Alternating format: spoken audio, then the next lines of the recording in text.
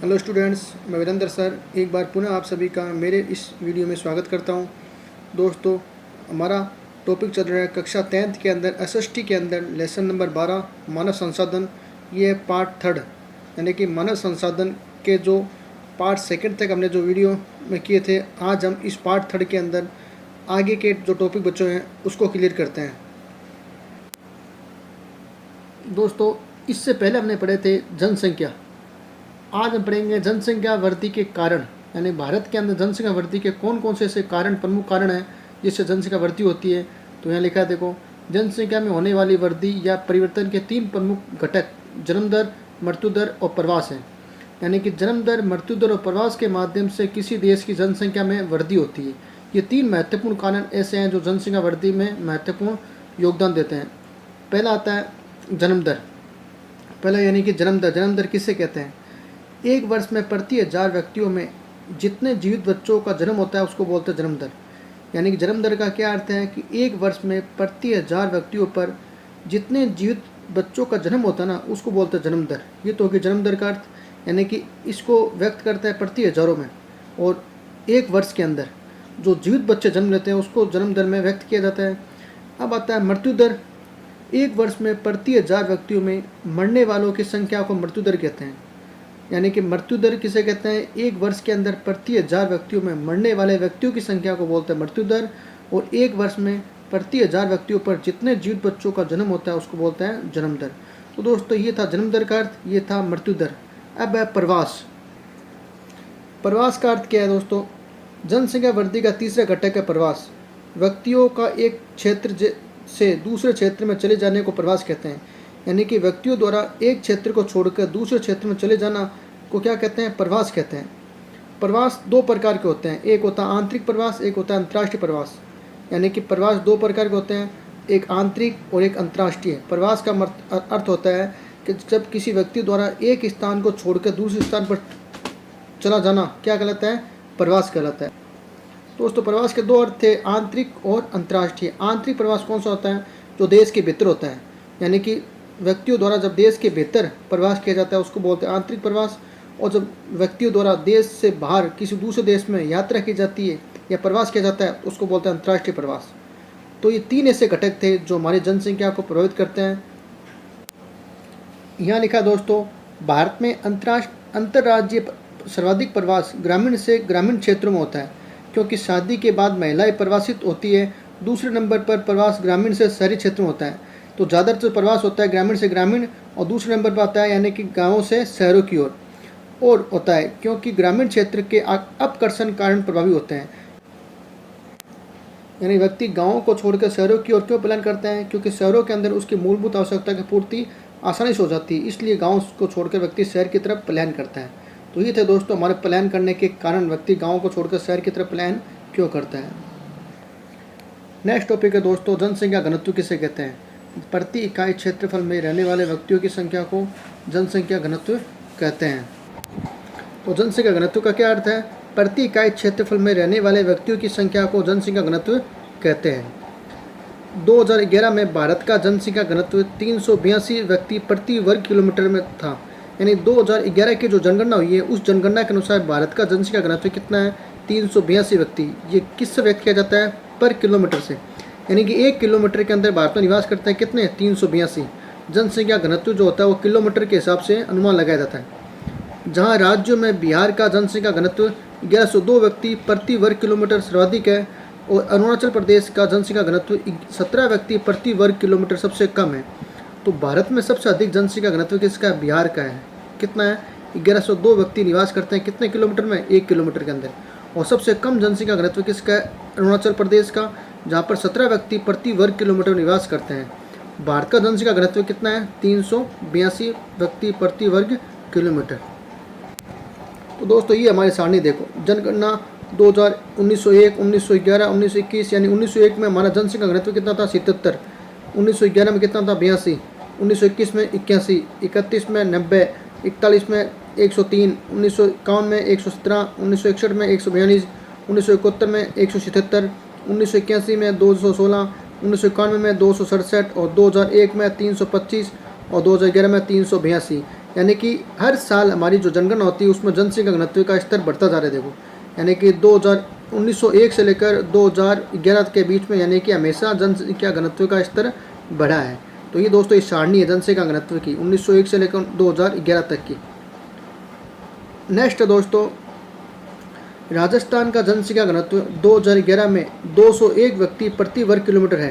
यानी 2011 की जनगणना के अनुसार राजस्थान का जो जनसंख्या घनत्व है वो कितना है, 201। भारत का कितना था, 382 था। ये भारत का है, ये राजस्थान का, थोड़ा ध्यान रखना दोस्तों। ये 2011 के अनुसार भारत का 382 था प्रति वर्ग किलोमीटर के अंदर जनसंख्या घनत्व, और राजस्थान का 201 है व्यक्ति प्रति वर्ग किलोमीटर के अंदर। इसमें 2001 में जनसंख्या घनत्व 165 व्यक्ति प्रति वर्ग किलोमीटर की तुलना में 36 व्यक्ति प्रति वर्ग किलोमीटर की तुलना में वृद्धि हुई है। यानी कि 2001 की तुलना में 2011 की जो जनसंख्या घनत्व में वृद्धि हुई है राजस्थान के अंदर, कितने व्यक्तियों की वृद्धि हुई है, 36 व्यक्तियों की। क्योंकि 2001 में कितना था, 165 व्यक्ति थे, और 2011 में कितना हो गया, 201। तो बढ़ोतरी हुई है कितनों की, 36 व्यक्ति बढ़ गए हैं 2011 के अंदर 2001 की तुलना में। नेक्स्ट दोस्तों, राजस्थान के जिलों में जनसंख्या घनत्व के संबंध में भारी असमानता है। यानी कि 2011 में राजस्थान का सर्वाधिक जनसंख्या घनत्व वाला जो जिला है वह 598 व्यक्ति प्रति वर्ग किलोमीटर जयपुर है। राजस्थान के अंदर सर्वाधिक जनसंख्या घनत्व वाला जिला कौन सा, जयपुर है। कितना है, 598 व्यक्ति, यानी 1 किलोमीटर के अंदर 598 व्यक्ति निवास करता है कहाँ पर, जयपुर के अंदर। और सबसे कम जनसंख्या घनत्व वाला जो जिला है वो जैसलमेर, कितने व्यक्ति निवास करते हैं, 17 व्यक्ति। सबसे कम जनसंख्या घनत्व राजस्थान के किस जिले की है, जैसलमेर की, जहाँ 17 व्यक्ति प्रति वर्ग किलोमीटर निवास करते हैं।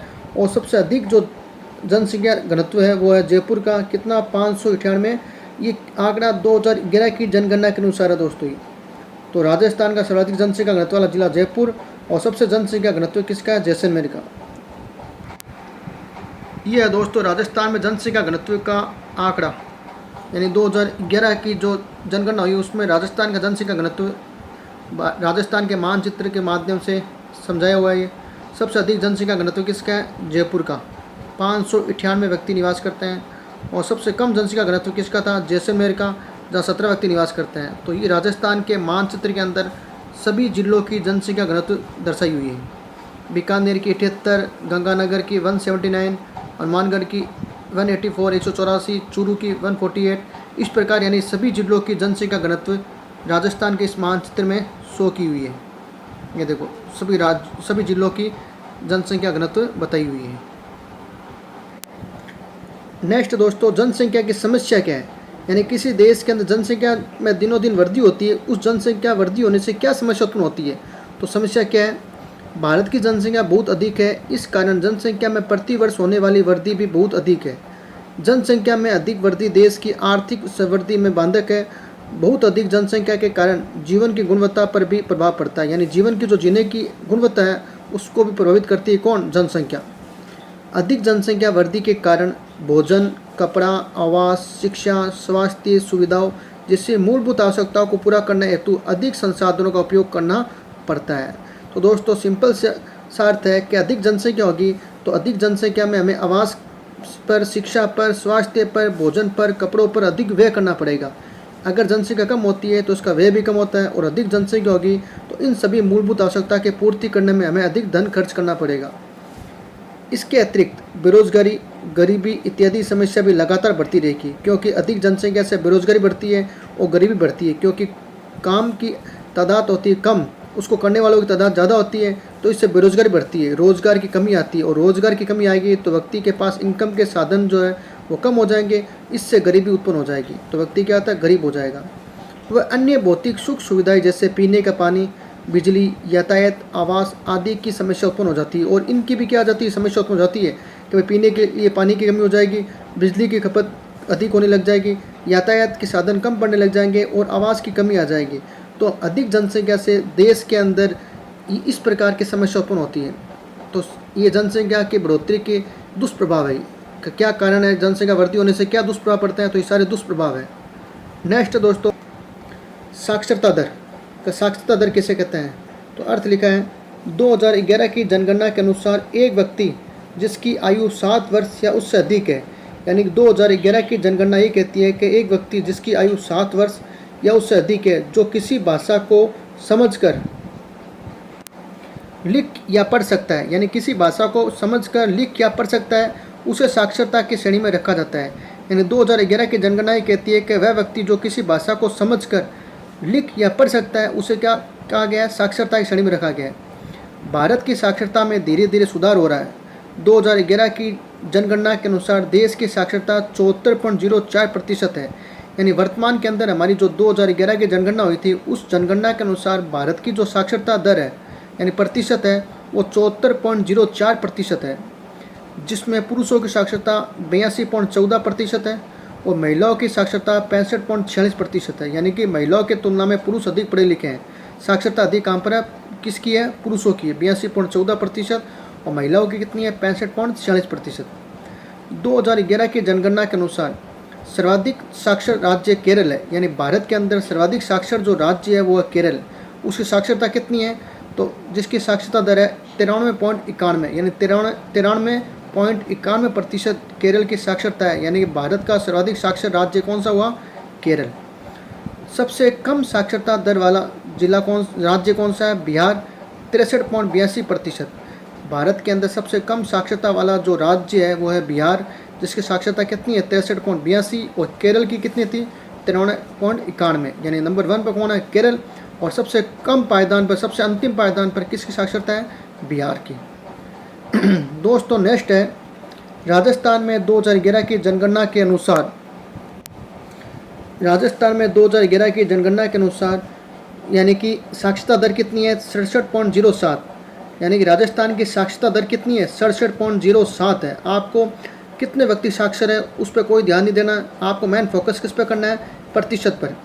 यानी राजस्थान की साक्षरता दर कितनी है? 67.07 है, जिसमें पुरुषों की साक्षरता दर कितनी है? 80.51% है। यानी कि राजस्थान में कितने पुरुष साक्षर है? 80.51%। वह महिलाओं की साक्षरता दर कितनी है? 52.66%। राजस्थान में पुरुष साक्षरता है 80.51 और महिला साक्षरता दर कितनी है? 52.66%। ये था राजस्थान के आंकड़े। और राजस्थान के अंदर लिखा है कि कोटा जिला सर्वाधिक साक्षर है। यानी राजस्थान का सर्वाधिक साक्षर जिला कौन सा है? कोटा। भारत में कौन सा था? केरल।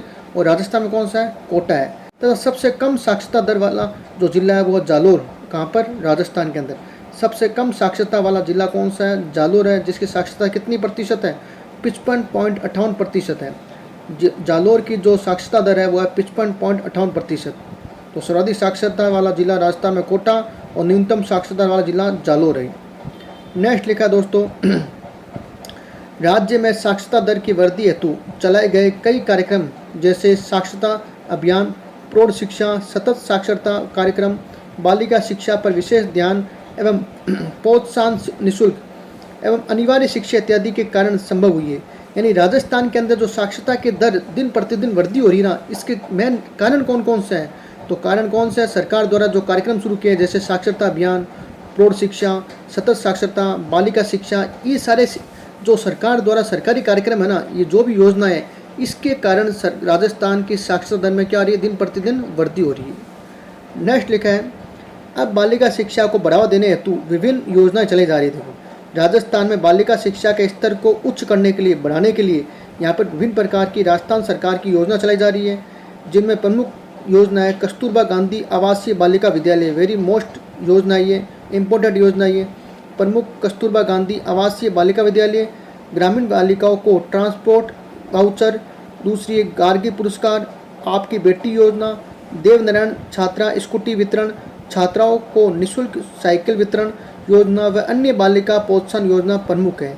यानी कि राजस्थान के अंदर महिला साक्षरता स्तर को बढ़ाने के लिए सरकार ने ऐसी महत्वपूर्ण योजना चालू की है, जिससे क्या मोटिवेट होंगे वो किससे जुड़ने के लिए? शिक्षा से। तो दोस्तों मेरा ये वीडियो आपको कैसा लगा मुझे ज़रूर कमेंट बॉक्स में कमेंट कीजिए और मेरे इस वीडियो को ज़्यादा से ज़्यादा आप शेयर कीजिए। और मेरे नेक्स्ट वीडियो से आप अगर जुड़ना चाहते हो तो मेरे इस चैनल को आप सब्सक्राइब कीजिए ताकि आप मेरे नेक्स्ट वीडियो से जुड़े रहो। नमस्कार।